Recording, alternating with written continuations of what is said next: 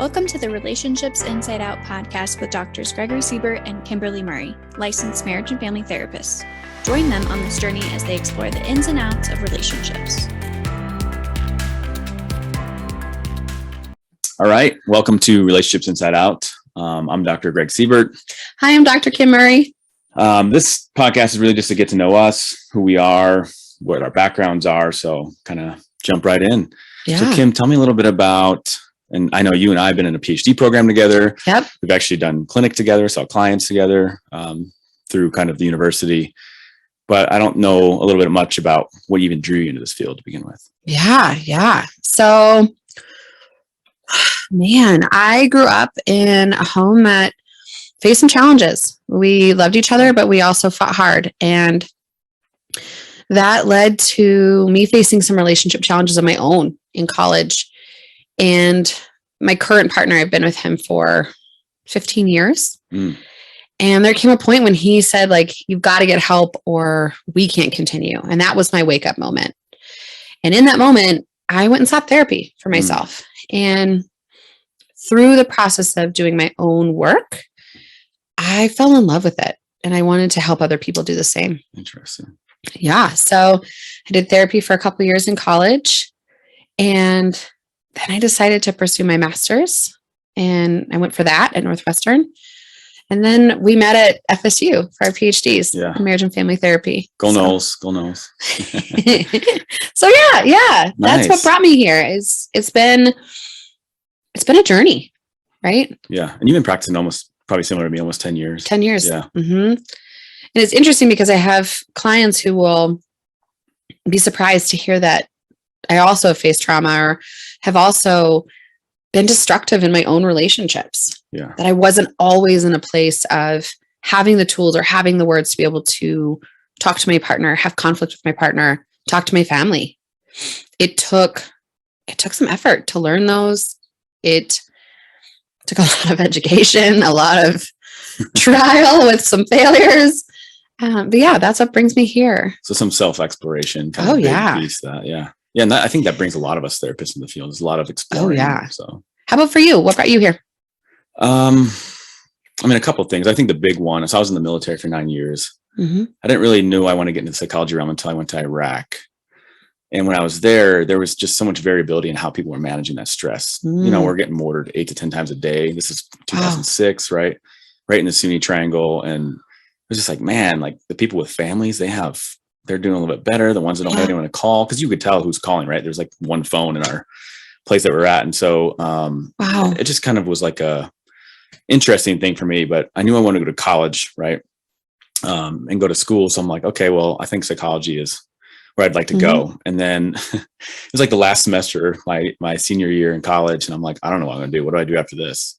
And I went and talked to this professor. And she asked me probably one of the most important questions in my life. And she said, what do you do on your own time when nobody asks you? Ooh, that's a good one.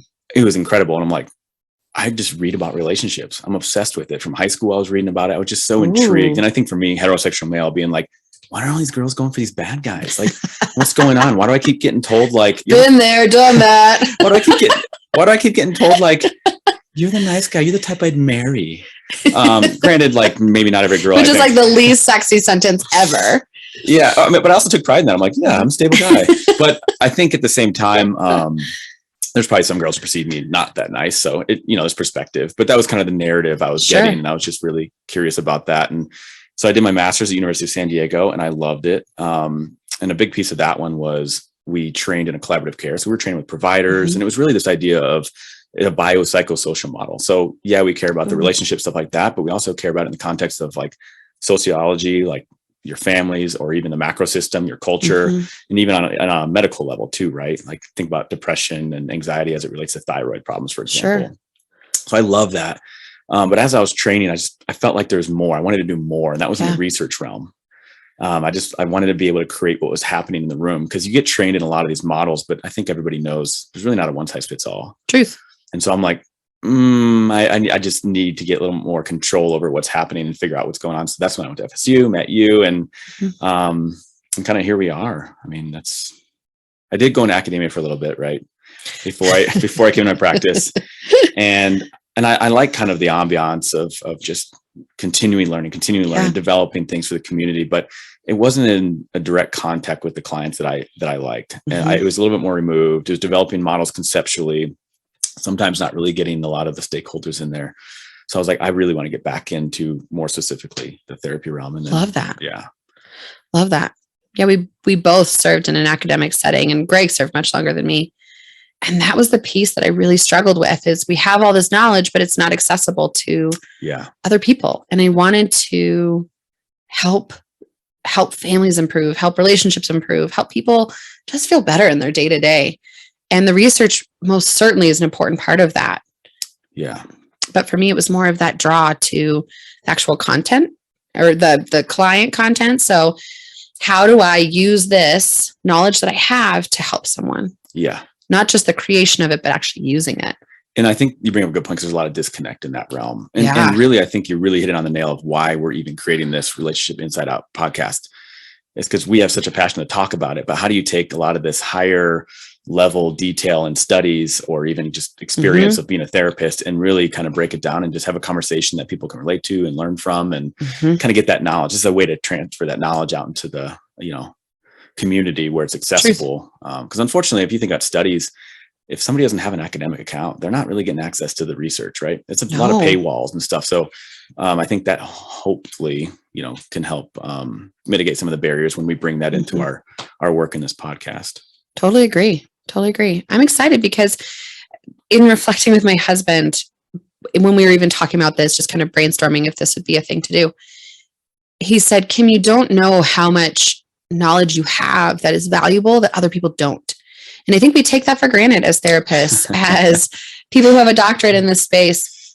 Right. We assume everyone must know these things. And I forget about that college student who didn't have those skills, had to go to her own therapy, and then 10 more years of education to then be where I'm at now. Yeah. No, it's a good point. I laugh because when you said that about, we don't really know how much we know. And the acronym CBT, which for those who don't know is cognitive behavioral therapy. And for us in the therapy world is so common. I mean, it's like saying it's as buzzwordy as it can be. Yeah. And I can't even tell you how many clients I ask if they know that. And at first I'm a little bit like kind of anxious. I'm like, oh God, they probably already know this. It's just so common. They're like, I've never heard of it. I'm like, wonderful. But I always forget about the fact that there is so much in that realm that's so common to us because we do it every day that is really not out there. And and I think as we're talking this podcast, I hope people who, if there's concepts or things we bring in here that they want more clarity on, they can always, email us, which you'll get the email at and a link. Or even ideas of in the future, if someone wants support in a certain way. I think one of the beauties of the podcast is we provide therapy. It's a paid service. Sure. This is an unpaid service. So people can get support when maybe they couldn't afford it or don't have the time or space or resources to do it in the moment, to do therapy. And because we're a little bit weird and we like to do this stuff outside of work. Truth. Absolute truth. I mean, it's a good sign that we're in a good field when you really like outside of work, you're done doing therapy. You're like, you want to talk about it? My poor husband, your poor wife. But it's so true. Yeah. And it permeates all, at least for me, all facets of my life. Right. It changes the way that I parent, that I interact with my husband, that I interact with colleagues or network. And so being able to share how it has blessed my life in that way, I'm really eager to do that. And I'm excited that we can help demystify relationships a little bit and give some quick, tangible tools to help people feel better in their relationships. Yeah. Including relationship with themselves, right? Not just with other people. Yeah. Yeah. I mean, I'm definitely excited to provide a perspective. And I think that's really important to note too, for anybody kind of who chooses to watch this or listen to this, is we're just one perspective, white heterosexual male, veteran, or whatever my identities are that comes into this. And I think the exciting piece for me is bringing in guests that can help capture maybe different perspectives, because we all have limited views. And I think anything we say in here, there's going to be an experience that doesn't match that truth. And I think, for me, we'll probably be relating a lot to like the general experience. But there might be specific cases that don't align, and that's okay. But I think bringing in these guests that are going to help inform this, to I think a little bit more, even giving more depth in our perspective, right? Yeah. There you go. Depth. Because we each only have our one perspective. Yeah. And together we only have one perspective, but being able to bring in other people that have different skills or nuanced experiences, I think it's going to be hopefully really powerful. Yeah. Yeah. I mean, we're limited, and essentially just because we say this on this podcast, we both are PhDs and we're licensed therapists, does not mean it's the truth or maybe your truth. And just, it's more of a conversation to kind of invoke imagination or different perspectives, or maybe even bring up questions someone has never really thought of. Mm-hmm. And that's true in anything, right? Like even when we did research never has one central outcome, right? Because we repeat studies and then we find a different outcome. Or even with talking about CBT, I have clients who have come to me and said, I did CBT and it didn't work, so therefore therapy doesn't work. Yeah. And so being able to share that is one way of doing things. That's one perspective. And there is more than we could ever imagine. Yeah. In terms of techniques and perspectives. And I love that you bring that up, that we are just one perspective on this. And I encourage people to do their own research outside of this podcast, to listen to other podcasts so that you can have a wider perspective. Yeah.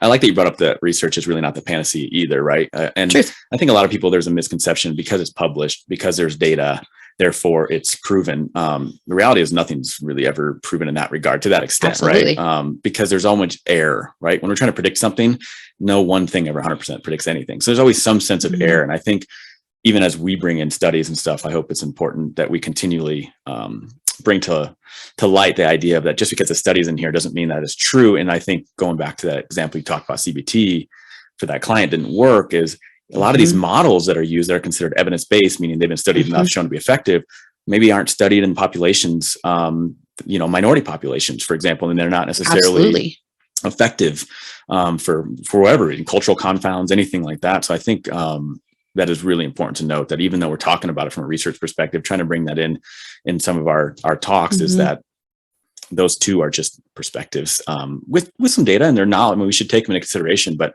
not the panacea. Oh, it's not proven. Yeah. And what I love about when we were talking about this podcast and doing the podcast is that hopefully our listeners or viewers will get to see that really human quality of us too, that we have perspective, but we also don't know everything. And we also have faced our own challenges and struggles. And believe it or not, we're not perfect at relationships. My husband would be surprised to hear that. Oh, you're not? I mean, I am. No, it's surprising. It's really surprising. Well, and I think you just said something I was just trying to think of about being vulnerable. I mean, just to give it, I mean, just coming on here, I think, I don't know about for you, I just was like, oh my God, do I have anything important to say? Like real talk. So, I mean, we're questioning our own competencies and stuff. And they call it imposter syndrome, right? Like, even though you have 10 years of education, you're licensed, you do all that stuff, you still like, am I good enough? Do I know anything? Yeah. Do I know anything? What I'm saying is even relevant right now? So, I mean, I think all of us have that. And I think that's a human quality. So I'm stoked for that. Like, I'm stoked for people to, not for us to just demystify relationships, but to demystify therapists, that we're not on this pedestal of perfect relationships and doing everything perfect, that we too struggle. I may have all these tools, and when it comes to a day when I'm feeling extra pissy and my husband says the wrong thing, do I whip these tools out in perfection? Probably not. No. And so being able to share that of, we all humans struggle in this realm. And there is no perfection. Right. And so I'm stoked about that piece of this. Yeah. Well, I'm excited, and I think we can hopefully bring a lot. And if there's any topics I think people want to talk about or delve into, I think would be really good to learn of and hear about in comments, emails, anything like that. Yeah. I'm ready to get started. Yeah. Let's do this. Awesome.